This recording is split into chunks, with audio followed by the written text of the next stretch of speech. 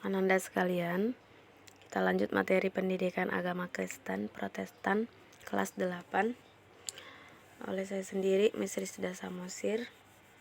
Terima kasih buat Ananda yang masih belajar di rumah. Tetap bersyukur, tetap berdoa. Baiklah, kita lanjutkan materi kita tentang iman di dalam Kristus. Baik Ananda sekalian, kita berbicara tentang iman, berarti kita berbicara tentang hati, yaitu berfokus kepada Tuhan Yesus.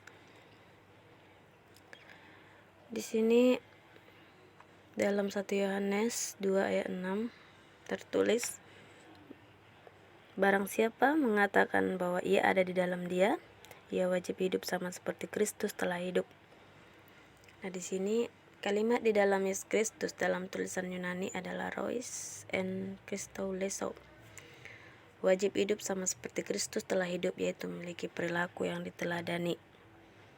Dimana di dalam Kristus berarti kita harus hidup sama seperti Kristus, perilakunya sama, jadi kita menjadi teladan. Orang yang hidup dalam dosa masih terikat oleh roh jahat kedagingan, sehingga tidak akan dapat melakukan kehendak Bapa di sorga. Itu sebabnya tinggal di dalam Kristus berarti beriman di dalam Kristus, beriman kepada Kristus, bergantung pada pimpinan Roh Kudus, dapat Yohanes 3 ayat 6 ayat 18. Jadi iman di dalam Kristus berarti membuang semua kepercayaan kepada sumber kekuatan diri sendiri, mengikatkan kepercayaan hanya kepada Yesus, sebab iman di dalam Kristus mencakup kepercayaan yang utuh dan ketaatan yang mutlak hanya kepada Allah. Jadi di sini kita mengikatkan kepercayaan kita kepada Tuhan Yesus, bukan kepada benda, orang, ataupun roh-roh yang lain, tetapi hanya kepada Yesus, hanya kepada Roh Kudus kita percaya seutuhnya dan taat. Baik, kita next. Bagian B, ada di sini kita belajar tentang akulah jalan kebenaran dan hidup. Ada tertulis dalam kitab Yohanes 14 ayat 6, kata Yesus kepadanya, akulah jalan dan kebenaran dan hidup. Tidak ada seorang pun yang datang kepada Bapa kalau tidak melalui aku.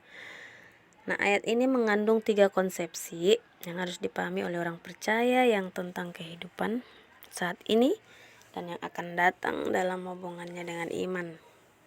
Pertama adalah akulah jalan. Kita tahu banyak jalan menuju Roma. Ungkapan ini udah sering kita dengar. Tetapi Rasul Yohanes mengajarkan hal yang berbeda, bahwa hanya ada satu cara, jalan, dan akses masuk ke surga, yaitu Yesus Kristus. Di mana Yesus mengajarkan dan menunjukkan jalan sekaligus dirinya sendiri adalah jalan itu sendiri. Mengapa? Tidak semua orang dapat menghampiri Allah yang Maha Kudus. Pada masa Perjanjian Lama hingga Perjanjian Baru hanya imam yang mewakili seluruh umat untuk mohon pengampunan dan berkat dari Allah. Di dalam bait Allah terdapat ruang Maha Kudus, tempat tabut perjanjian, yang hanya dapat dimasuki oleh imam 1 kali dalam 1 tahun. Ruang Maha Kudus ini dibatasi dengan tabir yang sangat tinggi. Imam yang masuk ke dalam ruang itu akan memercikkan darah pada tabut tersebut sebagai tanda permohonan pendamaian dengan Allah mewakili seluruh umat. Namun pada saat Yesus mati di kayu salib, tabir pembatas yang membatasi ruang kudus dan ruang Maha Kudus terbelah 2 dari atas sampai ke bawah. Para imam yang berada di bait Allah saat itu berlari ketakutan sebab melihat tabir yang terbelah. Mereka tahu bahwa ruang Maha Kudus harus tertutup, karena di ruangan itulah Allah hadir untuk mengadakan pendamaian dengan umatnya. Nah, terbelahnya tabir itu merupakan tanda bahwa telah terbuka jalan kepada Allah dan semua orang dapat menghampiri Allah. Namun hanya orang yang beriman di dalam Kristus yang dapat menghampiri Allah, dan Allah akan berkenan membenarkannya. Hal ini dapat terjadi karena Yesus Kristus telah membuka jalan kepada Allah dan dirinya sendiri adalah jalan itu. Surga hanya menerima orang yang hidup di dalam Kristus. Oke, next Ananda. Sudah paham? Kita next. Yang kedua adalah akulah kebenaran, di mana hanya Yesus Guru Agung yang mengajarkan kebenaran dan berani mengatakan bahwa dirinya adalah kebenaran itu. Meskipun Yesus itu menjelma menjadi manusia, ia tidak berdosa. Ia mengajarkan kebenaran, melakukannya, dan ia sendiri kebenaran itu. Padanya tidak ada dosa, yaitu terdapat di kitab Ibrani 4 ayat 15. Yesus satu-satunya orang benar sehingga dia dapat menjadi penebus manusia yang berdosa. Dialah sumber kebenaran. Karena orang yang tinggal dalam Kristus akan dianggap benar oleh Allah karena imannya kepada Kristus, sehingga ia diselamatkan oleh karena itu. Percayalah ananda semua kepadanya. Yang ketiga, akulah hidup, di mana Yesus mengatakan dia hidup, mengandung makna ia hidup dan dapat memberikan kehidupan kepada manusia, di mana Yesus telah menang atas maut.